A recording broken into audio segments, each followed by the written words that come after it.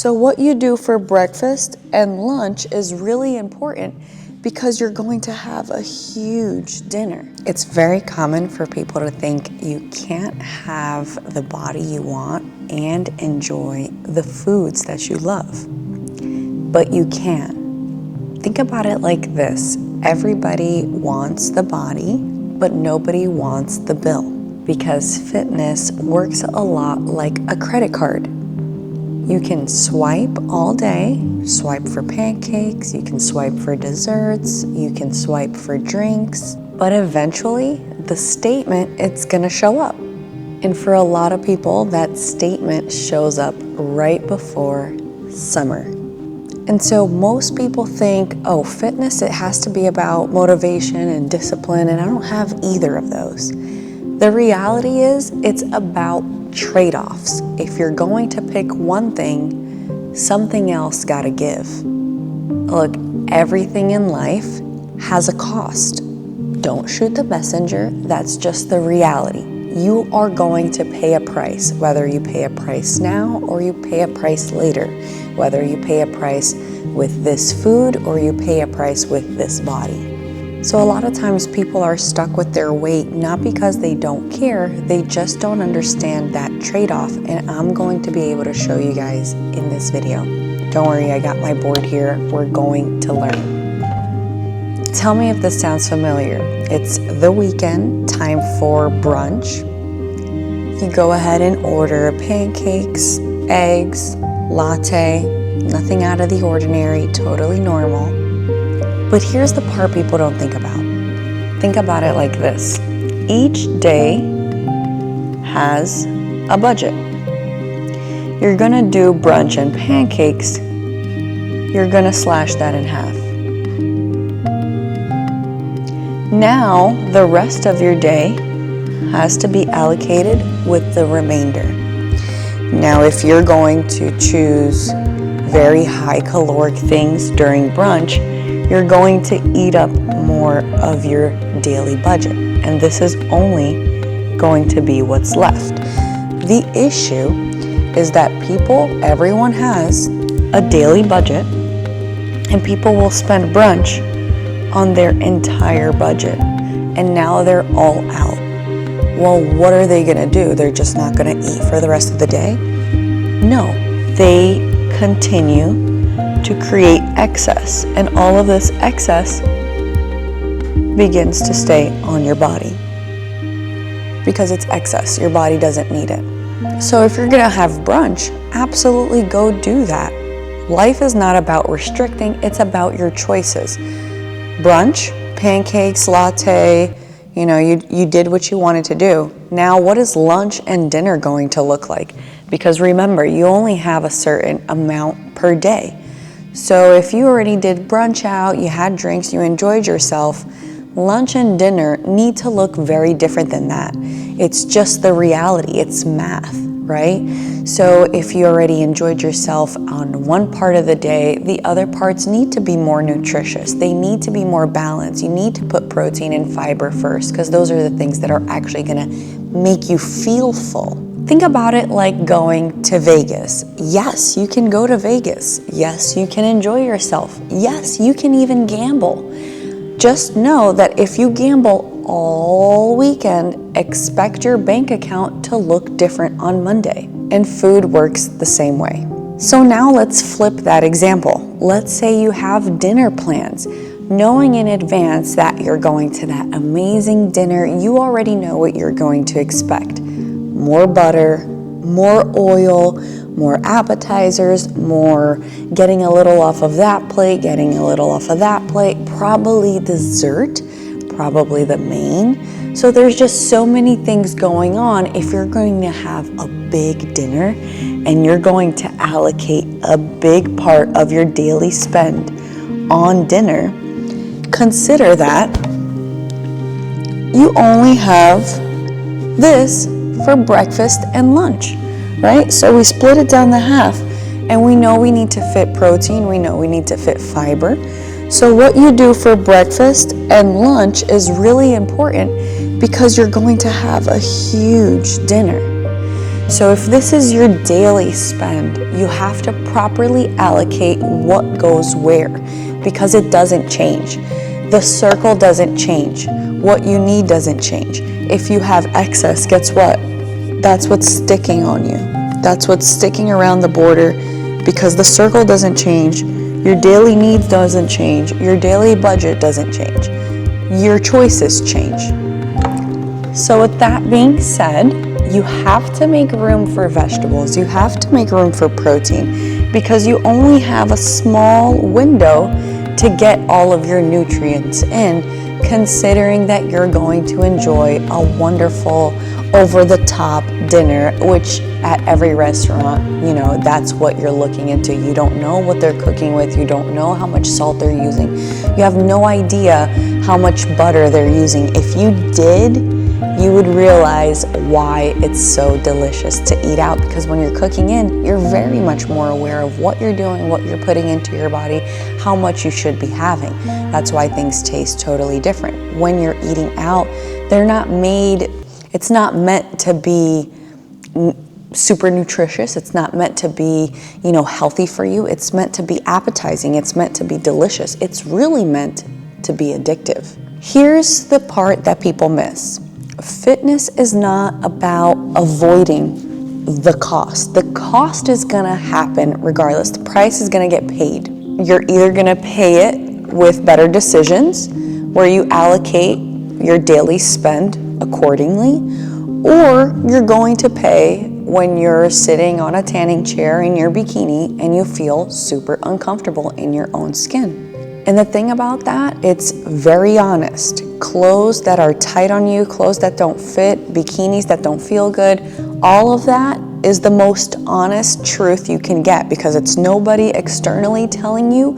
Only you know how you used to fit in those clothes and that dress and that bikini, and now you're exploding inside of them. I know, because I've recently felt that. I put on a long romper, and the last time I put that on, I really shouldn't have, but I was trying to put myself into the mentality of no, I fit.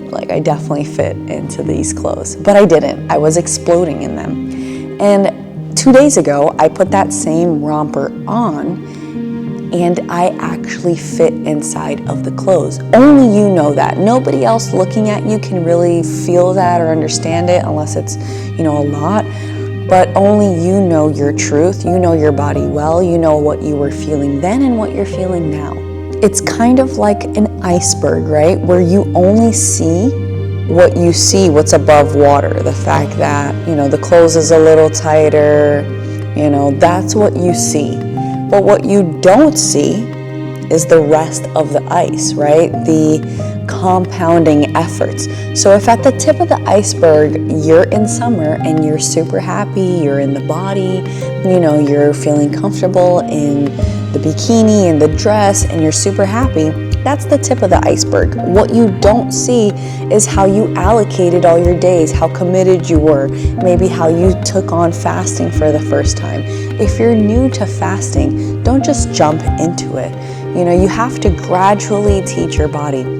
So if you always have breakfast and you want to get into lowering your caloric, if you want to get into more of a caloric deficit, you should probably start with pushing it an hour back. Okay, if you usually have breakfast at 9 a.m., try breakfast at 10 a.m. Next day, try breakfast at 11. Next day, skip breakfast, right? So you can gradually take your body through that, and you're going to feel hungry.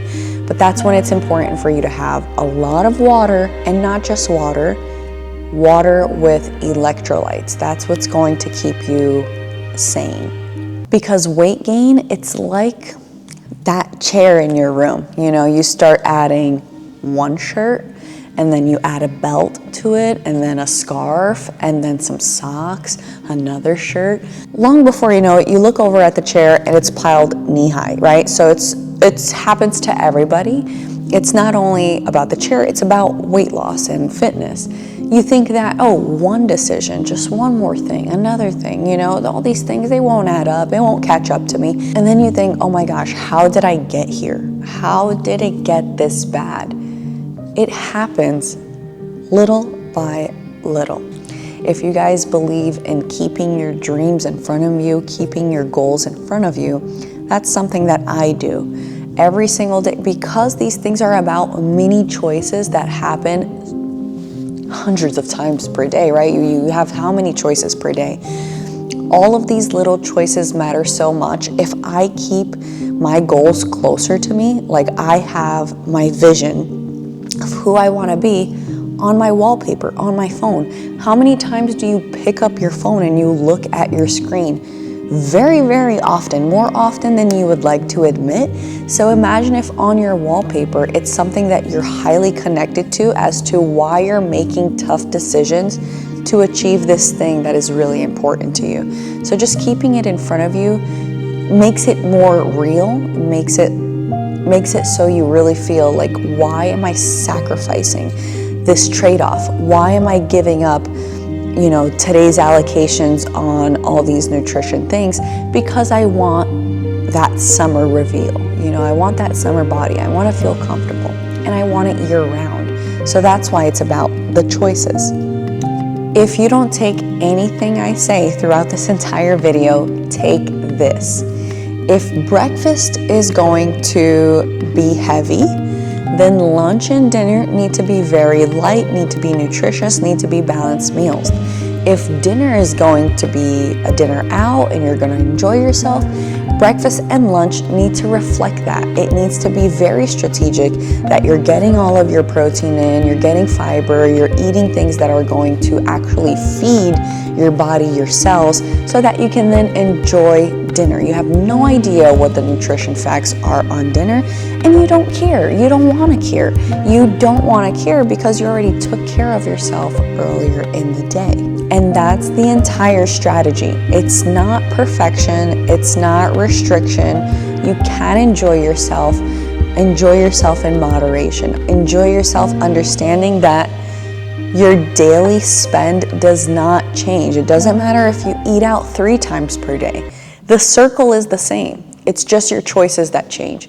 It's just that trade-off. If you get this, then you will have this. If you choose to have brunch, then you're also choosing to have a more balanced dinner, or probably fast at dinner. Here's one thing that keeps people stuck. We spoke about trade-offs. Now I want to speak about the sunk cost. And this keeps people stuck because they will say, okay, well, think with me. If this is my daily allocation and I went out to eat for lunch, but it was my favorite place ever, so actually I had a lot more of my allocation. That was lunch. It was huge. But what am I going to do for breakfast and dinner? I only have that little sliver.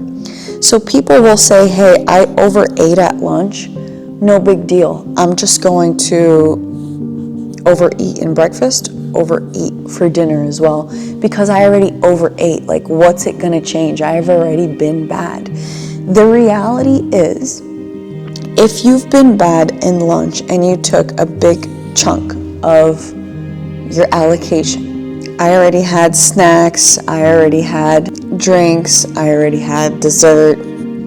So if you say, okay, how am I going to make this day whole when I went so bad on lunch?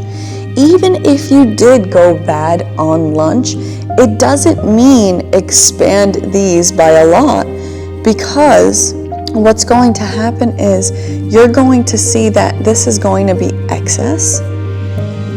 It's going to stay on you. And you're going to say, okay, yesterday I already overate. I'm just going to repeat it.